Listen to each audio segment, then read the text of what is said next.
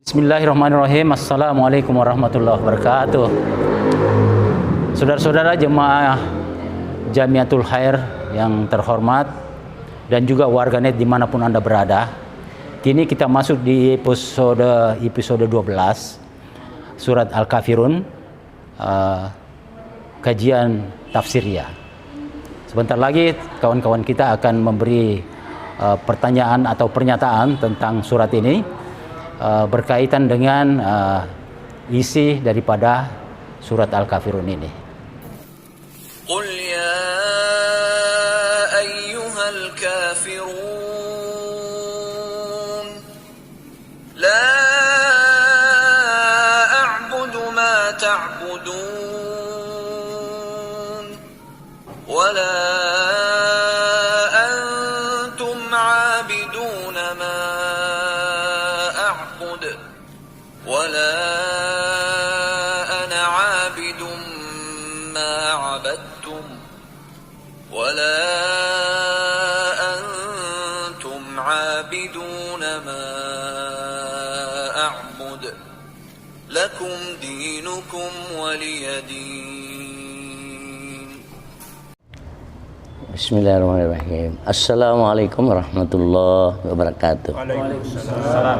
Alhamdulillah kita telah memperoleh baru saja pengetahuan tentang penjelasan dari terjemahan dan beberapa makna serta baik yang tersirat maupun yang tersurat dalam surah Al-Kafirun oleh Bapak Ustaz sebagai narasumber kita. Nah, hal yang menarik adalah ada kata kunci tadi bahwa Rasulullah itu diutus bukan untuk memaksa, ya, untuk memaksa. Jadi bagaimana Allah disembah oleh manusia itu adalah pilihan, ya, terserah. Tetapi kita tahu bahwa Abu Talib sendiri sampai akhir hayat kita menjadi pertanyaan apakah sempat menyembah Allah sebagai satu agama tauhid atau menganut agama tauhid atau tidak. Ini menjadi perselisihan. Ya, kita serahkan kepada Allah. Nah, kembali kepada surah Al-Kafirun, ya, kalau tidak salah surah Makkiyah, diturunkan sebelum hijrah. Dan menurut referensi salah satunya yaitu Ustaz Muhammad Talib, terjemahan tafsiriyah, di situ dikatakan bahwa memang Qul ya ayyuhal kafirun itu Muhammad disuruh mengatakan aku tidak menyembah. Jadi ayat Qul ya ayyuhal kafirun la a'budu ma ta'budun wala antum abiduna ma a'bud. Itu artinya terkait dengan siapa yang disembah. Siapa yang disembah. Jadi permaklumkan itu, katakan yang aku sembah kamu tidak sembah. Yang kamu sembah aku tidak sembah. Itu pernyataan. Namun di dalam surah selanjutnya, ayat selanjutnya, walaupun kelihatan sama redaksinya, tetapi ini salah satu referensi terkait dengan cara-cara. Jadi wala ana abidum ma abattum, dan cara-caraku juga menyembah kepada Tuhanku tidak sama cara-caramu menyembah kepada Tuhanmu. Dan demikian juga cara-cara kamu menyembah kepada Tuhanmu tidak juga seperti cara-cara yang saya menyembah kepada Tuhanku. Karena biasa ada berbeda ini tapi sama caranya. Biasa ini dipertegas bahwa selain yang kau sembah juga lain, yang aku sembah lain. Yang aku sembah adalah Allah, yang kamu sembah ya karena kamu syirik, ya berhala. Cara-cara penyembahanmu beda, cara-cara penyembahanku juga beda. Itu menurut salah satu terjemahan tafsiriyah dari Ustaz Muhammad Talib. Baru lakum dinukum waliyadin, biasa dikata bagimu agama musyrikmu dan bagiku agama tauhidku. Ya, saya pikir itu Ustaz teman itu. Ya, Assalamualaikum warahmatullahi wabarakatuh. Waalaikumsalam. Assalamualaikum warahmatullahi wabarakatuh. Menarik sekali tadi apa yang disampaikan oleh Ustaz narasumber kita mengenai tafsiriyah Al-Kafirun ini. Kalau kita cermati, ada beberapa kata atbudu huruf alif yang berbeda barisnya di sini. Ada yang tegak, ada yang miring. Nah, kira-kira apa makna yang tersirat di sini Pak Ustaz itu? Baris yang berdiri dengan miring, yang ada kata-kata abud itu, abudu, terutama kata abdu. Saya kira itu Pak Ustaz. Ya, baiklah. Jadi ada baris yang tegak, ada yang miring ya. Kalau baris miring itu berarti melakukan, a'budu berarti menyembah atau mengabdi. Sedangkan kalau ada berdiri itu sama dengan alif.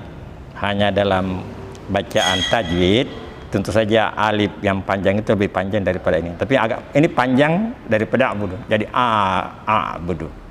A'budu. Nah, kalau dia berdiri itu menunjukkan pelaku. Ya. Nah, dalam hal ini menyembah dan penyembah sebenarnya realitasnya sama-sama, tetapi ada yang tersirat. Bukan penyembah berarti apa yang dikemukakan oleh Profesor Darwis tadi itu, bahwa di situ tersirat cara.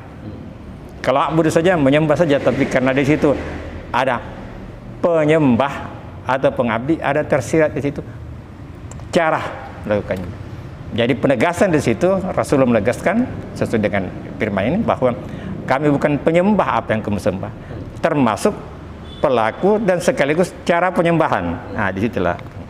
Dan kalau kita telaah huruf-huruf Arab, sebenarnya dulunya ini tidak ada barisnya. Orang Arab itu tidak pakai baris karena dari berbicaranya sudah diketahui bahwa itu dia maksudkan abdi, a'budu dengan abidun, penyembah. Jadi dalam tulisan Arab ini kadang-kadang beda tulisannya, tapi maksudnya sama. Bacanya sama, tulisannya sama, ya. Sama dengan contoh ini. Maliki. Maliki itu menguasai, kata kerja, verb, ya. Kalau dia katakan maliki, pelaku pekerja. Tapi tujuan sebenarnya sama ya. Siapa yang menguasai? Penguasa. Penguasa itu apa kerjanya? Menguasai, ya, gitu. Tapi dari segi tulisan ya, itu berbeda, tetapi maksudnya sama. Jadi itu salah contoh. Jadi tadi itu ada a'budu itu memakai baris berdiri itu sebagai pengganti alif. Hanya dalam membacanya itu kalau sudah dinilai cara bacanya tartil tajwid itu lebih panjang yang huruf alif daripada yang berdiri. Tapi yang berdiri ini lebih panjang daripada yang miring, ya, itu ya. Jadi di situ menunjukkan dari segi makna pelaku, ya, pelaku ya. Jadi itu yang mananya tadi. Jadi ada kaitannya dengan apa yang dikemukakan tadi bahwa kami penyembah berarti di situ tersirat di samping melakukan the way cara ya. Ya itu Pak Ismail ya.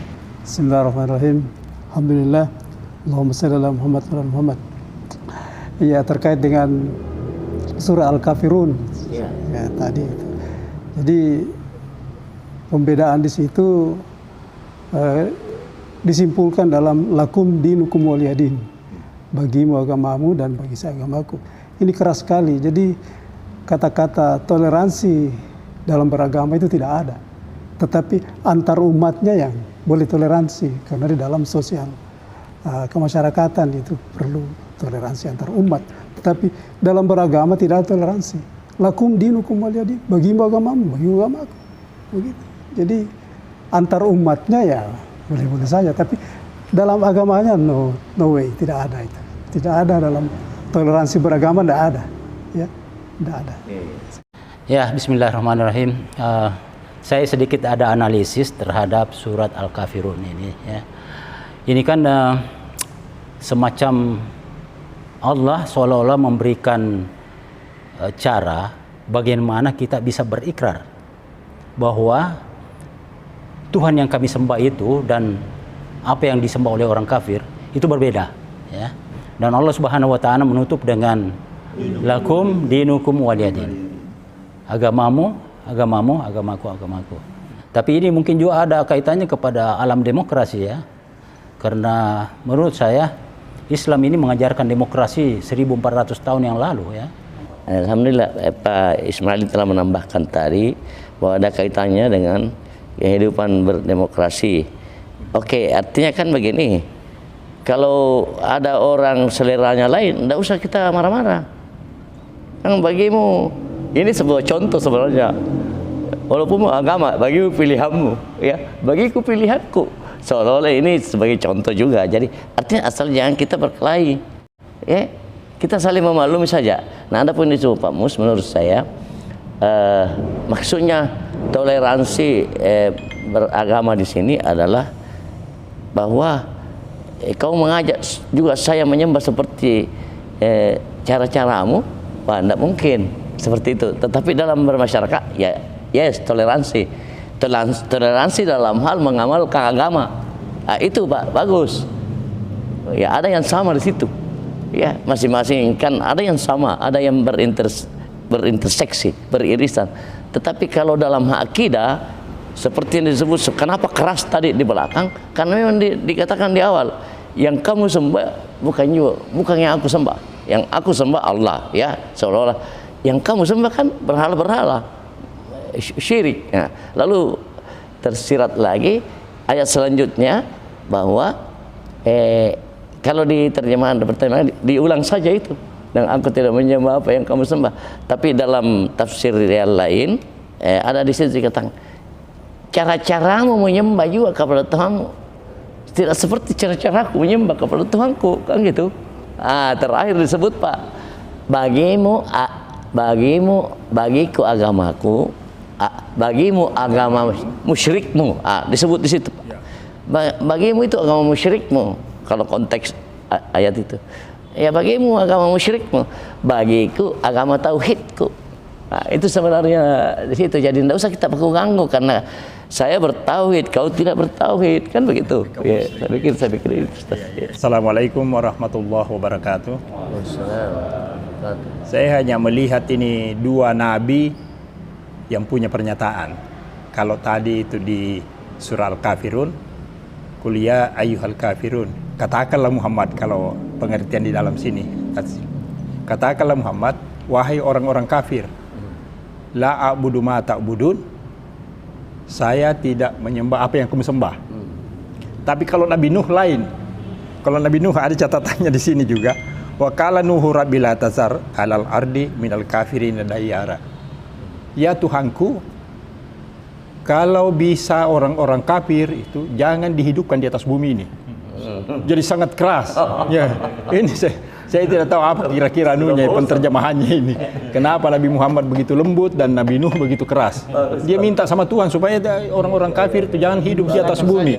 Ya, Pak Nasir tentu memberi sebuah pancingan pertanyaan bahwa kenapa ada seperti itu. Nabi Nuh itu seolah-olah ya bagaimana tadi? Jangan membiarkan itu orang kafir hidup di atas karena memang konteks menurut saya berbeda pada zamannya. Kita tahu bahwa perjuangan Nabi ini sangat luar biasa dengan umurnya yang panjang, ya kalau tidak salah kurang lebih 1000 tahun, tapi ratusan tahun itu berdakwah sedikit saja, puluhan saja, sampai seolah-olah dikatakan, wah sudah ambil alim ini Tuhan, saya tidak bisa Mak. Ini dalam konteks Nabi Muhammad tadi kan lain Pak, itu penyembahan itu memang dakwah supaya jangan lagi menyembah berhala gitu. Itu konteksnya seperti itu.